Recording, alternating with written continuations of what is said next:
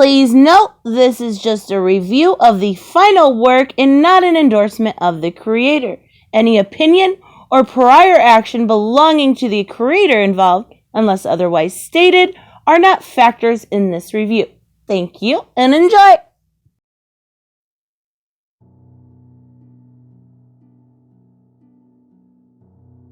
Hey guys, StarCraft here, and well, finally starting my months of Deathstroke marathon now that I got the other stuff out of the way. And here's how it's going to go. I'm going to be going over, well, for these first 3 episodes, these 3 different creative runs within the first 20 issues of the Nu52, starting with Kyle Higgins, then going with Rob Liefeld, and then Justin Jordan. After that, I'll be dividing up Tony Daniels' lengthy DCYou run, even though they call it the Nu52 run in the omnibus format, and I'll be dividing up into 3 or 4 different parts of it. Then I'll be doing the Yogi Bear crossover, taking a slight detour with Christopher Priest's Justice League run and JLA run that he did, because it does tie into his run on Deathstroke, which I'll be going through for a long length. And yeah, that's basically for all the next 18 videos or so is what I'll be going over. So, yeah, let's get started with Kyle Higgins' Nu52 run, where he decided to reintroduce Deathstroke as showing what a badass he is. And basically the point is supposed to be Slade was the best. He was the best. And then he's starting to come back in and really shows what that he still hasn't made. As it opens up in Moscow, as well, he's basically making a deal. And I should point out the artwork here is by Joe Bennett. And there's a lot of violence in here. Slade just goes in and does all this stuff, carnage and everything, because he really doesn't care. As we see his handler, basically Christoph, is talking about a deal that is being that they have, and basically, it's a big time thing, and he has to deal with a bunch of kids. Why? Unfortunately, the client thinks he can't handle it. As we're then introduced to the kids, including they're just a bunch of up and comers, and we're introduced to them as April, known as Weapons and Ammo, Quinn and Hughes, communications and transport, and sharpshooting, but people forget about it. As he basically says, you're all a bunch of kids, as they're basically told to go on in and and try and deal with it. It looks like they're all ready for everything, until Slade then makes his way on board. They're helping out. He makes his way on board, starts going for, he told these are nuclear code secrets or whatever. You see a bunch of the bad guys, he just fights his way through and does it with so much ease. Until he opens up the briefcase and it's like, is this some kind of joke? No, it's a message.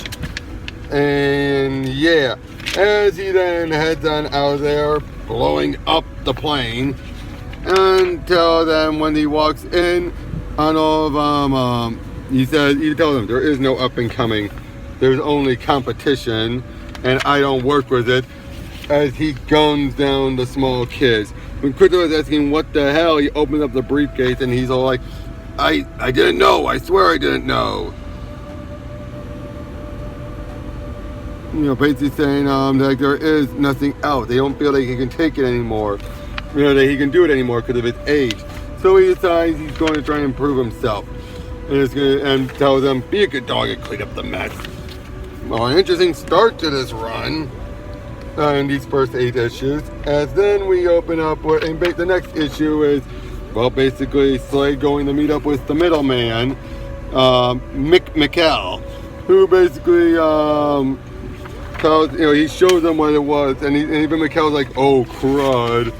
And it's all, first panicking and everything.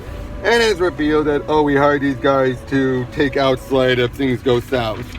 Which Slade's like, that's it. And one thing you probably notice throughout all this is that Slade just keeps on owning everyone. And the violence here is pretty And he don't care, man or woman, it don't matter, as he is just taking them all out. Mikhail gets away in a Humvee, and then Slade just blows up the whole thing, in the whole area.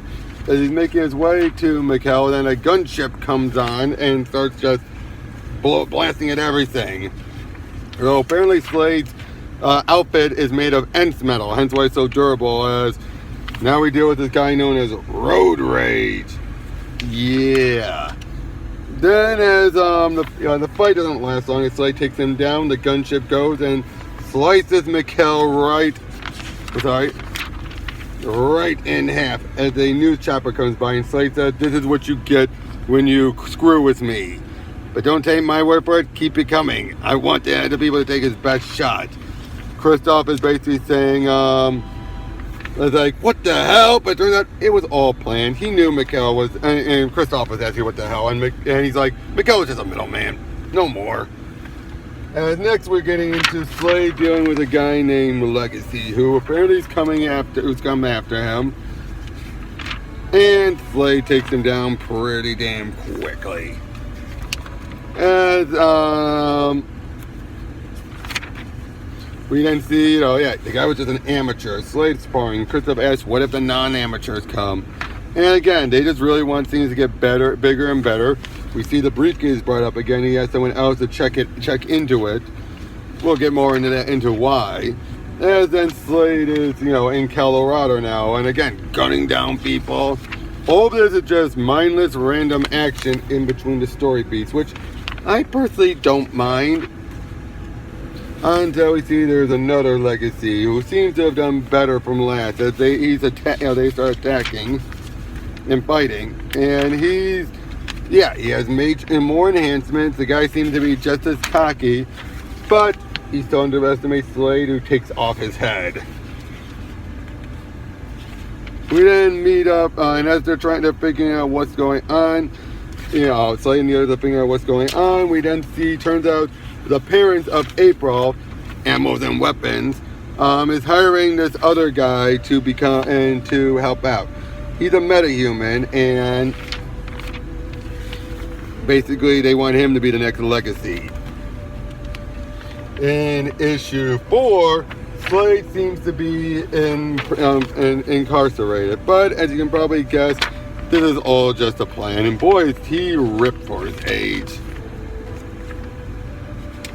As Slade fights his way through and makes his way to the back end of his target, where he places a bomb in his throat, blowing him up, obviously, which also blew up the side wall as well. As obviously they're getting better and better gigs. And apparently Slade is at one point then waiting in a abandoned church in Detroit, Michigan. Okay. As we now finally find out what it would be in the briefcase. It's Grant Wilson's mask, the original Ravager, and apparently he's still alive. There's so many details that pointed out, and now they think he's been taken. As Slade now is flying in, dealing with the Blackhawks, the Nu52 ones, which were dealing with experimental tech and everything. Another action sequence that really doesn't all amount much to the main story, but at the very end, someone arrives to Kristoff and kills him. Nah, we hardly knew ye. In issue 5, we're about to have Legacy return. But beforehand, we're starting to get flashbacks and everything with Grant. As we're starting to see more about his past and everything with Slade, and you can tell it's Slade back then because he didn't have an eye patch. As basically, he's ready to bring him into the fold and all that, and things just go very, very south. As Slade cremates Kristoff's body, and he walks out as he's in, ready to take a nice, cool ice bath, it seems, in a baptism area. Again, he's still hiding out in that abandoned church. He's just taking an ice bath. As But yeah, they're ready to bring him down, whoever it was. As we meet up with the new legacy, who comes in and tackles him. But this one is a meta-human, as he picks up a tanker and submarine and throws it right at him. Again, great artwork as everything just goes kablooey. Yeah, they're like, Slade. Issue 6 is basically then the main bulk of the fight. As we also see what happened to with Grant. Basically, he wasn't enough for Slade. As he just wasn't enough. He's just like, you keep on setting the bar and everything. Even though he claims like because he loves you, and that's what his mom says. But it's like, yeah, nothing like that whatsoever. And then it looks like Grant's about to be killed off. He got abducted and was about to be killed off in a bomb. Because Slade would always say in this whole thing, it's about making a statement. That's what everything's been about. Slade didn't make it in time. Obviously, still have both eyes because that wouldn't happen until Jericho. And yeah, the fight between him and Legacy is what the remaining bits of this fight is. As he's putting up he's taking a beating, but he's still prepared. And he somehow slipped down an explosive onto Legacy, was able to keep on moving. As again, the fight just continues on until he uses the electricity of the sub to zap Legacy. Then it turns out, the guy revealed this is about the kid and everything. So, like April. But Slade says, "Where's my son?" And we find out the person working alongside April's parents is, of course, Grant. As we then get into the penultimate issue of the arc, and Slade's other handler or ally tries looking for him, as he looks through the remains of the submarine.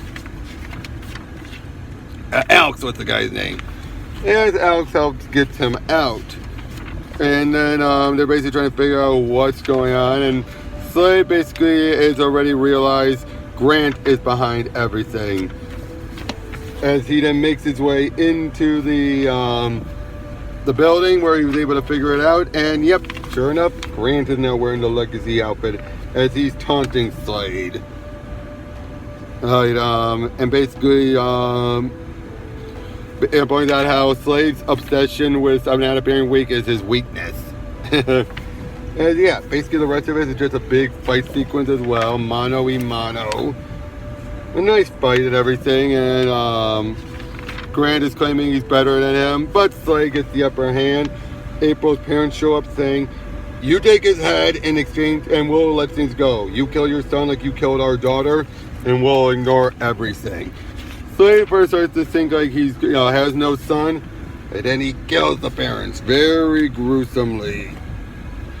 As he then passes out, and Jericho then leaves. Not Jericho, Grant leaves. As we get into the last issue of Kyle Higgins' run, as apparently there's been now a bounty put up on, first we open up with Zen, as we see what Slade and his father are driving, trying to get away from some crooks. As his father seemed to try to drill and say, like, stay in the car and everything, let me deal with it all, don't be weak. As Slade wakes up after everything that happens, as he's like, "Where's my son?" And turns out he's being patched up. Alex paid for him. As the nurse leaves, but he's saying, "My rate was this until you woke up." So she definitely leaves.